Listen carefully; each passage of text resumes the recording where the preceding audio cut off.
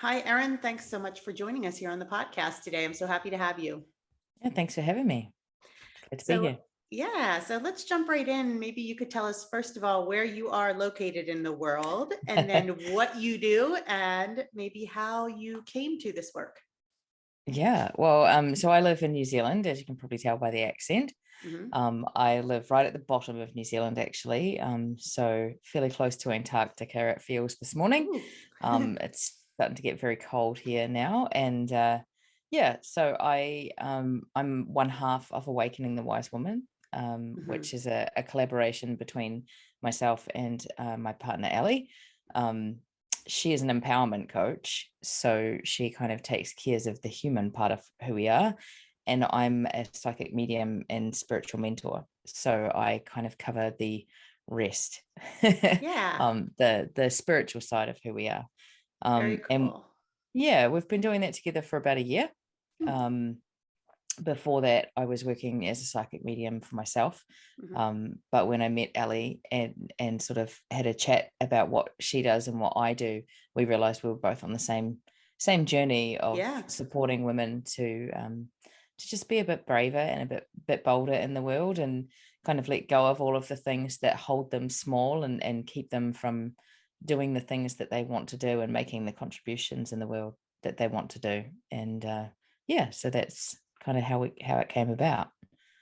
very good. So, of course, I have some questions regarding the psychic work, just because I Please. love it myself, but I know a lot of my listeners do too.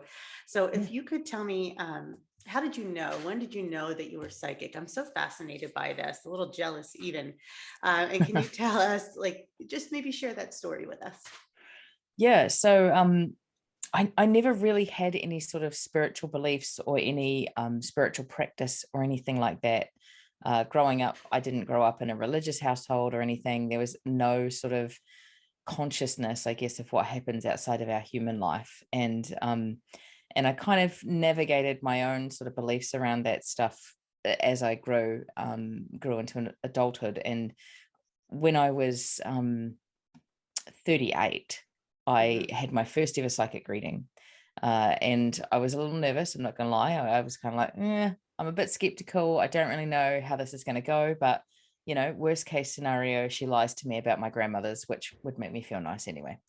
Hmm. And she brought my grandmother through, and we had a lovely chat, and it was all sort of very very nice, and there were definitely things there that were evidentiary, so it was Hmm. nice. And then she said to me at the end, hey, you're exactly the same as me. And I'm like, what do you mean? Like, for a start, she was 26, blonde, lived in the UK. I'm like, I'm nothing like you. I don't know what Yeah. you're talking about. And yeah, she was like, actually, you've got all of the gifts I've got. You've got every clear, you've got mediumship, you've got all of the things. And I just kind of laughed and was like, cool, okay, sure. And she's like, I'll prove it. So she invited me to a psychic development circle, and not having any awareness of what any of the stuff was, I was like, oh, well, maybe I'll get another reading from someone if I go to Sure. this circle. So I went along, and no, I was doing the work. I was doing the reading. Very And interesting. yeah, so kind of thrown in the deep end, but it was amazing. The first person I tried to read, I just started to hear music in my head, and I was a little bit weirded out by it. And I said to her, oh, I keep hearing Dancing Queen by ABBA. And she's like, that was my mum's favorite song. Mm. Like, okay, cool. Well, let's just follow that path then, shall we? And I've been following it ever since. It's yeah, it's kind of crazy, but kind of cool. And Yeah. I never would have believed that it was possible. But actually, I think we all have the capacity for it. I think it's just that for some of us it comes through a lot easier. Hmm. And I think there's a lot of conditioning in the world. Yes. I think if a lot of the time we come to this human experience already um, Sort closed of. off to that sort of thing, but then Yeah. the conditioning that society has around it certainly doesn't help. Sure. All of those preconceived notions don't help, but I've heard that Yeah. many times that we all have that ability and it just comes a little bit easier for some. So I like that you said that you had every Claire, and I know what you mean by that, but for listeners who don't, can you tell us what psychic communication feels like for you. How do you receive messages? These are the questions that I Yeah. have always wanted to ask, and I love when I get a chance to ask them on here. Yeah. So I do have all of the clears, and when we say clears, what we're talking about is how the messages show up for us. Mhm. So there's clairvoyance, which most people will be, aware of the word clairvoyance, but that actually is the visual clear. So that's the one where we see images, um, whether that's in the room or whether that's in our mind, we Mhm. see very clear images. There's also clear audience, which is when you hear things. I have really strong, that's probably my strongest Mhm. clear at this point. I'm told that my clairvoyance is stronger, but I block that quite a lot. So my clear audience is I hear people talking to me and I hear music and that sort of thing. Mhm. Um, there's clear sentience, which is just knowing. So sometimes you'll just know things and you'll be like, I don't know how I know that, but I just know it. Mhm. That's a psychic ability. So that's the clear sentience. And then, oh, you're going to test my remembering. Clear gustance, I think, Oh, is this tasting things. okay. So every now and then, like I get it actually mostly with old men. I get like a taste of like whiskey or Yeah, coffee yeah. or cigarette smoke. Right, right. Some of them are pleasant, some of them not so much. Yeah. But yeah, sometimes I'll get a taste of something. There's also, I forget what it's called, but smelling. Mhm. Clear aliens, I think it is Mhm. smelling. So sometimes I'll get a waft of a particular perfume or flowers or something like that. And that's, again, presence of spirit and that sort of thing around. And then there's like sensation. So we can feel things. Mhm. Sometimes, people will describe, I felt like there was an hand on my shoulder or something like that. That's it. That's a clear. That's a Oh, okay. connection with the Yeah. spiritual realm. So though I think those are the clears. I'm pretty sure I've Yeah. covered them all. That's a lot of them. Yeah, yeah, yeah. Yeah. So yeah, it's interesting how they come through, and you can play with each one of them. Some people have access to all of them and others have access to one or two, and but I do believe that everybody has access to, you know at least one or two of them. Yeah. Would you say it's something that you have to strengthen almost like a muscle Yeah, to get yeah, better and better? Yeah. yeah. Like I said, I think for some people it comes through really easily, and for others it's a challenge, but I Mhm. do think that you can train yourself and that you can strengthen it. I think for me the most important parts are making sure that I've got really good protection in place, like energetic protection, Mm. and making sure that I'm really grounded. If How do I'm you do grounded, that? The so energetic um, protection. I use a meditation that sets up a bubble around me, so Mm. I connect to light, from the universe and from the earth, and that grounds me at the same time. And then I create a bubble of protection around me, and I fill that bubble with light, and that just protects my own energy and stops me taking on energy from others. And my connection is always much, much stronger when I've done that beforehand and when I've gone and being really intentional about connecting with people. And so I think that's probably the thing that I would say is the most important part, is just making sure you can maintain your own energy and not taking on other energies, so that you can kind of come out of it well as well. Because I Sure. think that's something we take for granted, that, oh well, if I can connect, then that's fine and I can just shut it off when I like. But Yeah. if you don't know how to do that, then that can be really uncomfortable, and certainly something I struggled with at the start. I'm sure probably very overstimulating too, to just kind of be immersed in that. Yeah, Right. yeah, it can be. So, what would you tell someone who maybe wants to try to work on their own ability to get in touch with the other side, or maybe they even just want to strengthen their own intuition? I think, I mean, intuition is, that's something that everybody has already. And it's, I think most of us will recognize that we've had some sort of intuitive connection at some point. Hmm. Whether we continue to dive into that or we block it is, you know, determined by what goes on, I guess. But um, to get in touch with your intuition, you're really looking to get to know what it feels like in your body. And the first thing that I would do is say, find out what your yes and no feel like. So it's a physical sensation that Mm, tells you that it's your intuition rather than your ego. okay. So the best way to do that is stand in front of a mirror. Just stand in a little bit of a power pose, like, shoulder length, shoulder width apart, feet and kind of upright, and just look at yourself in the mirror and just say yes, yes, yes, and really get into what it feels like when you're really yes for something, and just notice how that feels in your body, where it comes up, what kind of sensation it is. For a lot of people, a yes will either be something like butterflies in their tummy, or Mm, it'll be something like in their chest, like their heart might beat a little bit faster, or something. But that is your intuition saying yes to you. Like, that is a clear guiding point that says, yep, this is the thing for you.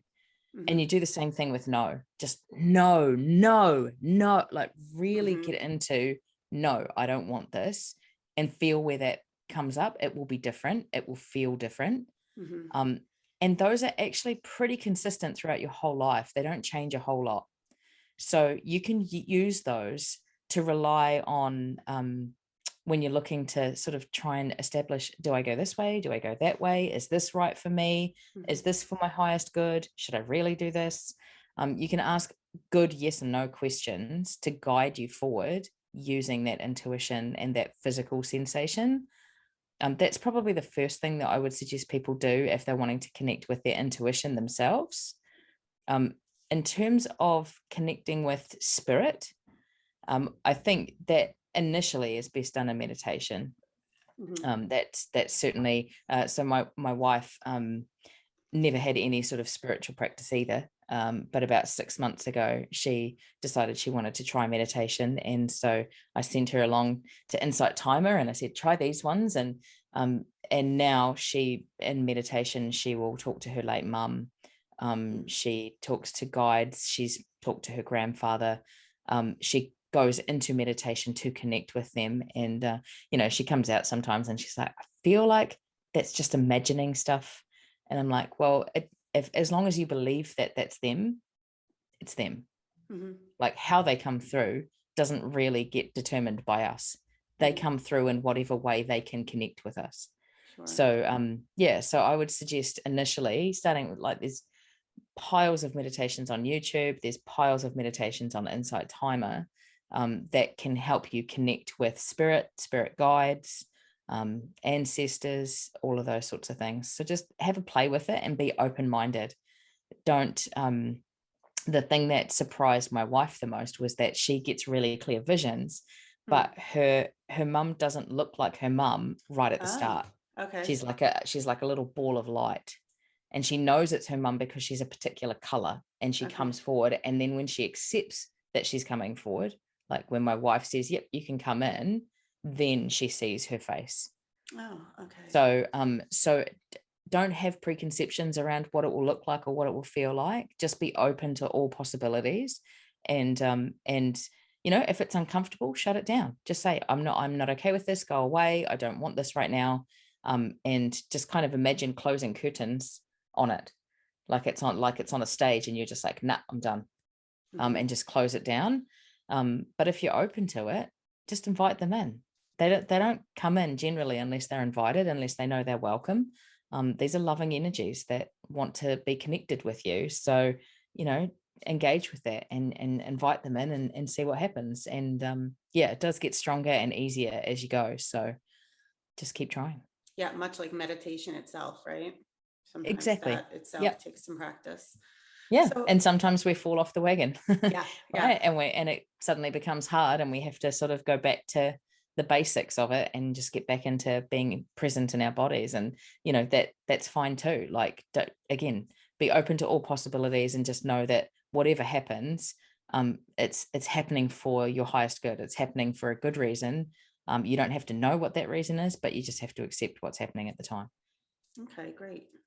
So your program on your website is called Awakening the Wise Woman. How did you choose that name? And I really love your website. Thanks. It really kind of speaks to that message, but could you talk a little bit about it? Yeah, sure. So Awakening the Wise Woman is the name of our business.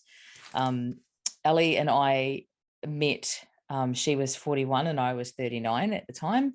And we had a conversation for a summit that she was doing about self-acceptance. And we had this first conversation, and then we kind of talked the next day, and then we talked the next day, and then we talked the next day. And I was like, we're talking an awful lot. Mhm. and and Ellie's like, yeah, I wonder if we should try and do something together so that we get paid for talking to each other. Right. and and it really came from this desire for us, and this joint kind of belief that, you know, the wise woman archetype is someone, who we've always kind of been told is postmenopausal. She's, you know, old, and she doesn't have a filter, and, like, you know, she's the old woman who comes in and says what she wants to say and then leaves again, and it just kind of leaves dust in her wake. And you know, we're like, well, we've both got children. I've got a 10-year-old and a 7-year-old, and Ellie's got a 5-year-old and a 3-year-old. And we were like, oh, we kind of don't feel like we're allowed to be the wise woman yet, but at the same time we just have this wisdom inside of us that we want to share with the world. And so we were like, well, why can't we be wise now? Why do we have to Mhm. wait until we're older?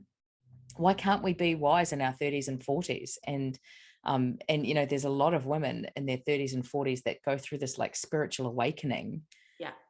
where they start to connect to the I guess the wider universe, and understanding that we're spiritual beings having a human experience.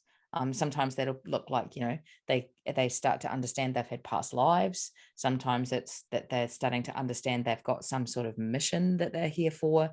um, and really that's the wisdom that we have, is that we know that we're here for something bigger than us, and that we are connected to the wisdom that comes from all of the past lives, all of our ancestry, you know, all of the experiences that we've had outside of this human experience. We have access to that wisdom. So being able to awaken that wise woman and say to her, hey, I know you're in there and you're welcome here. You're able to come out, and I will stand in you with power. That's a really beautiful thing to see unfurl in women, and something that we were both like, actually we kind of do that in our own work. Mhm. What if we did it together? Yeah. And so we now do it together, and it's a really beautiful thing because, like I said, she does the human stuff and I do the spiritual stuff. And when you combine the two aspects, you get such a deeper transformation, and it's just so much more powerful for the women that we work with. So it's fun. She's one of the best people I know, and yeah, we have a lot of fun, and we help a lot of people, and it's a beautiful life to live. Yeah, it's kind of a magical Yeah. combination, actually, and that's probably why it works so well. And you could even see through the visuals, the pictures, everything, it all comes together really nicely. Yeah, thank you. So let's talk a little bit about finding one's purpose, as it seems that that's something that we're all, or that we have at one time struggled, with the question.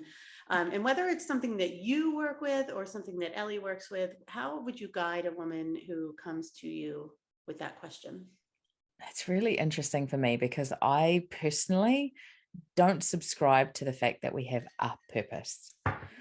So it's really interesting that you asked that question. Yeah. Ellie will die laughing when she listens to this. Um, I think that we are here to live a purposeful life.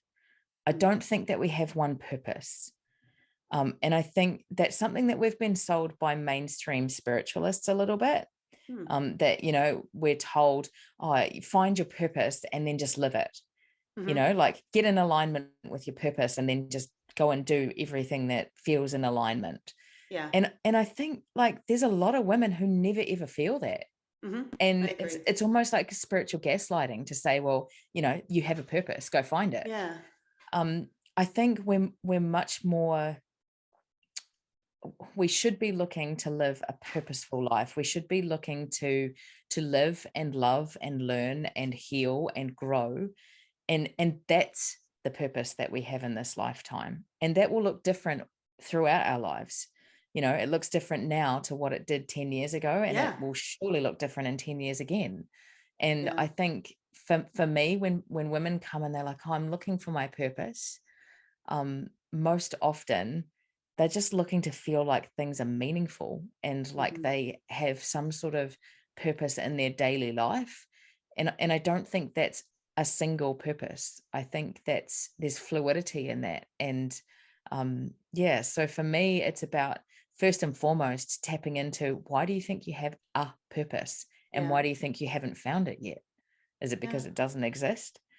You Right. know, Right. and Ellie does a lot of like I said, she's a qualified coach, so she does a lot of belief work and stripping back conditioning and really sort of diving into what we believe from our childhood and that sort of stuff, and who that comes from, Mhm. and kind of getting to our core values, and then we start to explore what those core values could lead us to, and what could we be open to that align with those core values, so that we do feel purposeful, and so that we can make whatever contribution to the world we desire, from a place of power and a place of authenticity, rather Mhm. than feeling like life happens to us and we kind of just float on through and then wait to die, which is how a lot of us, I think, feel. Yeah.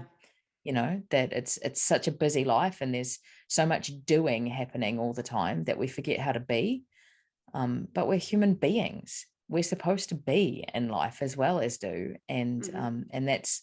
that's part of the, I think that's, if you said that I had a purpose, that would be it, is to get people to understand that. And that's certainly something that I bring into my work, and it feels purposeful for me to help people with that. Yeah, and that's a wonderful perspective too. I think it takes a lot of the pressure off that we put on ourselves, thinking we're chasing this one particular purpose, when you're exactly right. Like, things manifest differently throughout our lives depending on the age we are, the experiences we've had.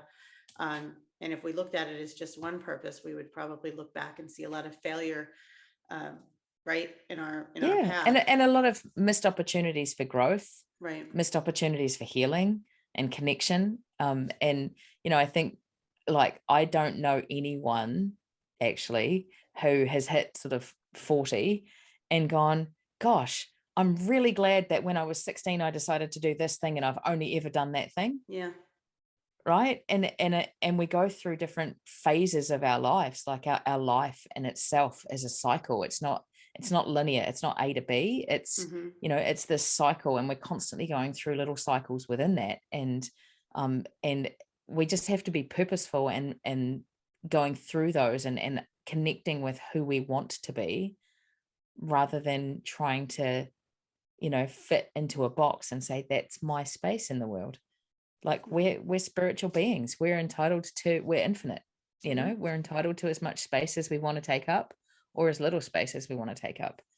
And yeah, I think for women especially, we're so conditioned to believe that we just have to do things the way that we're told. Yeah. And that a lot of us, I think, when we have children, the first couple of years, we either go into, gosh, my purpose is to raise these children, that's what I'm here for, or holy crap, what have I done? Hmm. And right, and then a few years later, suddenly it changes again, and that can, like I said, it's a bit of gaslighting almost, because it feels like you're failing Hmm.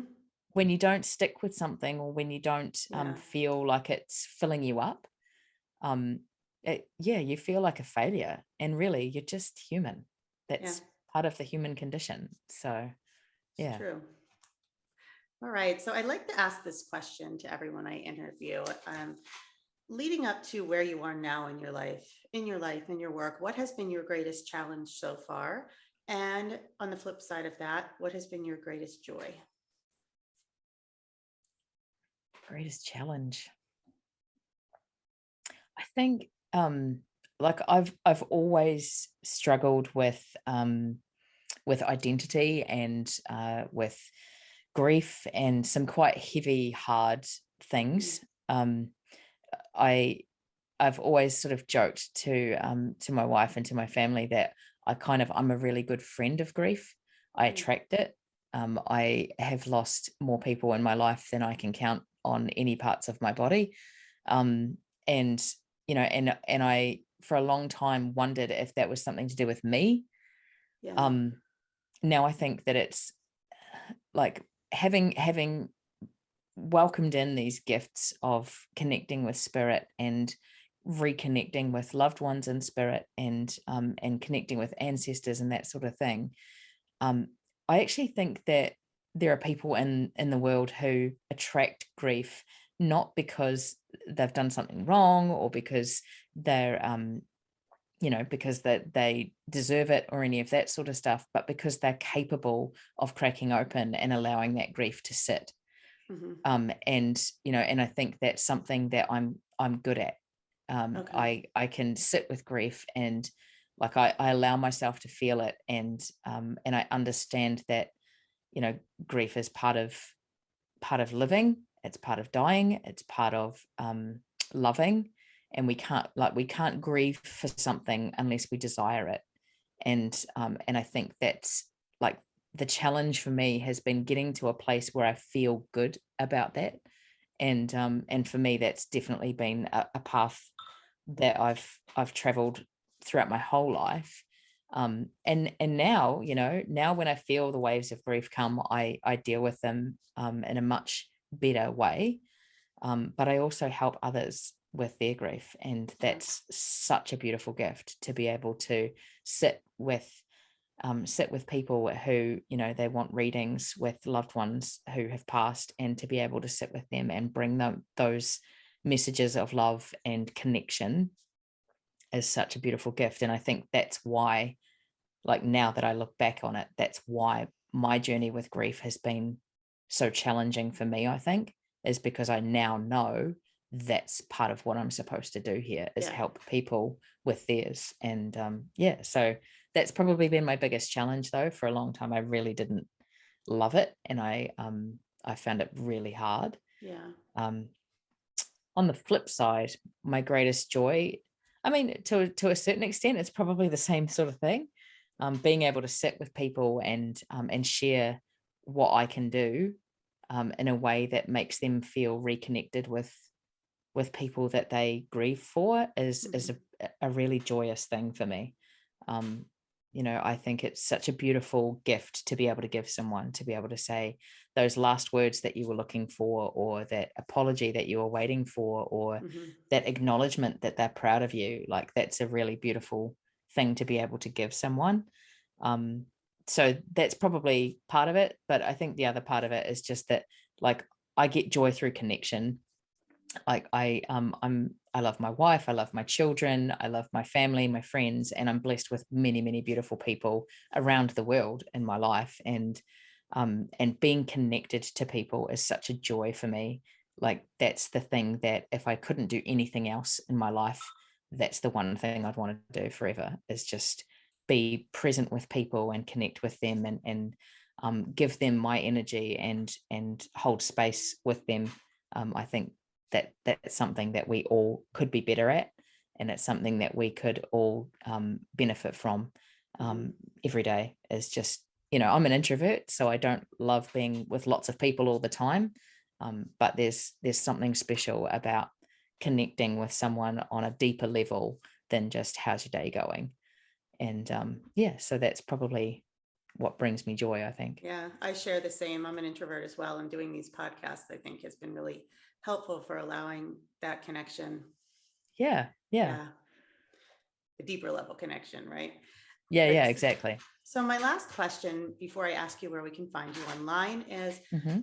any books that you would recommend that have helped you in your own journey, just that you found useful that you would recommend to someone maybe on their own spiritual journey? Interestingly, the first book that comes to mind isn't a spiritual book. Hmm. um, but the first book that kind of started me on my journey of uh, growth, self-discovery, whatever you want to call it, um, was Playing Big by Tara Moore. Hmm. Phenomenal book, phenomenal concept, all about learning how to connect with your inner mentor rather than your inner critic, Yeah.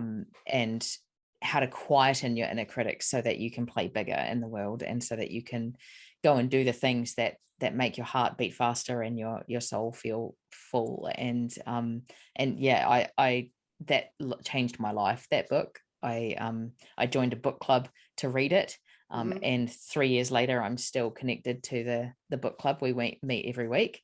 And it's just 4 women who are out doing different things in the world, trying to change the world in their own small way. And that book is absolutely at the core of it. And I highly recommend it. Beyond that, I quite liked Witch by Lisa Lister, Okay. um, which framed which framed things differently for me in the sense of witches. So she talks about every woman being a witch, Mhm. and how we can connect with that, and what that looks like, and why it's important to understand that, and how to connect with natural cycles and your intuition, and that sort of stuff, which is very much what Ellie and I talk about in our work. So that's a really great book as well, and something that I think opens your mind to the fact that we are sort of more connected to the universe than we think we are. And I think that's probably the key to spirituality, Mhm. is that we need to understand, like, women haven't always been the way that we are now.